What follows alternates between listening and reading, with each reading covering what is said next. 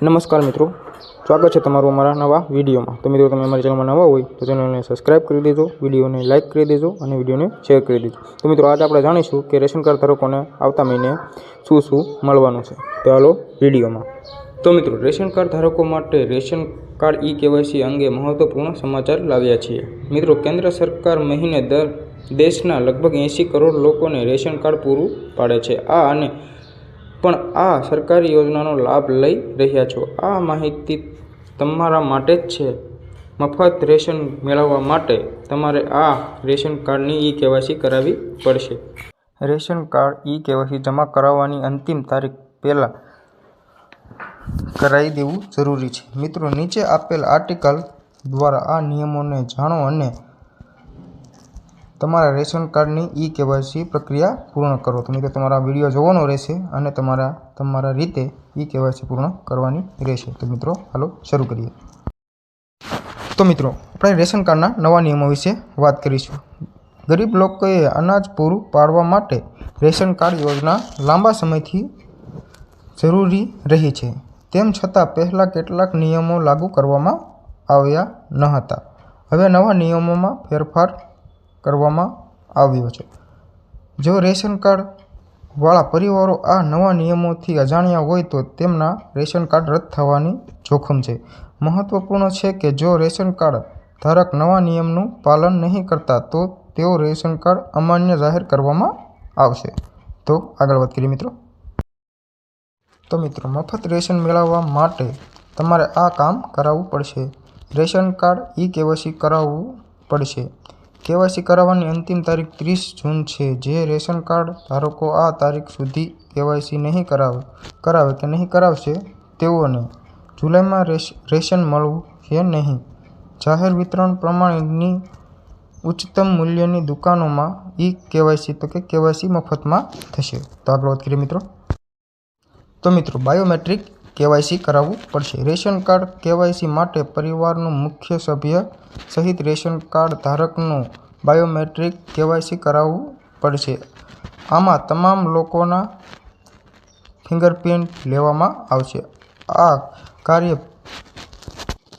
કાર્ય ડીપીએસ, દુકાન દોટેદાર, depot holder દ્વારા કરવામાં આવશે। આ માટે રેશન કાર્ડ ધારકોને કોઈ પૈસા આપવાની જરૂર નથી। કેવાયસી પણ તેમજ ઓપીએસ મશીન નથી જેમાં અંગૂઠો કે આંગળી લગાવીને રેશન આપવામાં આવશે। તો મિત્રો, આધાર રેશન કાર્ડ નંબર જરૂરી। ઈ-કેવાયસી માટે જાહેર વિતરણ વ્યવસ્થાપન દુકાન પર રેશન કાર્ડ નંબર અને આધાર નંબર બતાવવો પડશે। પરિવારના તમામ સભ્યો તેમના નામ રેશન કાર્ડ છે તો કે ફિંગરપ્રિન્ટ આપવો પડશે। આધાર નંબર નોંધાવવો પડશે। માત્ર પરિવારના મુખ્ય સભ્યની કેવાયસી થતી નથી। તો આગળ વાત કરીએ મિત્રો। તો મિત્રો, જાણો રેશન કાર્ડના નવા નિયમો મુજબ જરૂરી દસ્તાવેજો વિશે। જો તમે તમારો રેશન કાર્ડ બનાવડાવી રહ્યા છો તો નવા નિયમો અનુસાર તમારું કેટલાક મહત્વના દસ્તાવેજો જોવા જોઈએ। જો તમારી પાસે આ દસ્તાવેજો નથી તો તમને તમારો રેશન કાર્ડ નહીં મળે। નવા નિયમો મુજબ રેશન કાર્ડ બનાવવા માટે તમારા ઘરના તમામ સભ્યોના આધાર કાર્ડ હોવા જોઈએ। એક ચલણ મોબાઈલ નંબર અને ઈમેલ આઈડી હોવી પણ જરૂરી છે। રેશન કાર્ડ અરજદાર પાસે આવક પ્રમાણપત્ર, નિવાસ પ્રમાણપત્ર અને જાતિ પ્રમાણપત્ર પણ હોવું જોઈએ। સાથે જ નવા નિયમો મુજબ રેશન કાર્ડ બનાવવા માટે તમારે બેંક ખાતું પણ જરૂરી છે।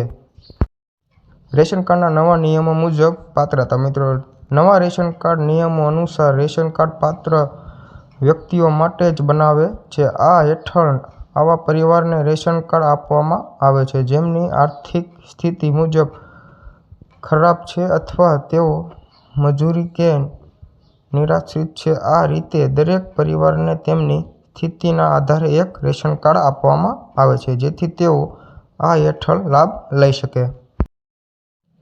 રેશન કાર્ડ ઓનલાઈન ઈ-કેવાયસી કેવી રીતે કરાવવી? રેશન કાર્ડ ઈ-કેવાયસી રાષ્ટ્રીય ખાદ્ય સુરક્ષા અધિનિયમ NFSA 2013 હેઠળ નોંધાયેલા રેશન કાર્ડ ધારકો માટે ઈ-કેવાયસી કરાવવું આવશ્યક છે। ઘણા લોકો ઈ-કેવાયસી તેની પ્રક્રિયા અને મહત્વને સમજવામાં માંગે છે. રાષ્ટ્રીય ખાદ્ય સુરક્ષા નિગમ સાથે જોડાયેલા તમામ રેશન ડીલર હવે ઓપીઓએસ મશીન દ્વારા બાયોમેટ્રિક ઈ-કેવાયસી પ્રક્રિયા પૂર્ણ કરાય છે. જ્યારે પણ આ પાત્ર લોકો સરકાર દ્વારા ઉપલબ્ધ કરવામાં આવતી આ રેશન કાર્ડ સામગ્રીઓનો લાભ લઈ રહ્યા છે, જે ઈ-કેવાયસી કરાવવાની જરૂર પડે છે. આ રેશન કાર્ડ ઈ-કેવાયસી પ્રક્રિયા સરકાર દ્વારા છે રોકવા માટે કરવામાં આવી રહી છે. અંતિમ તારીખ પછી યોજનાનો લાભ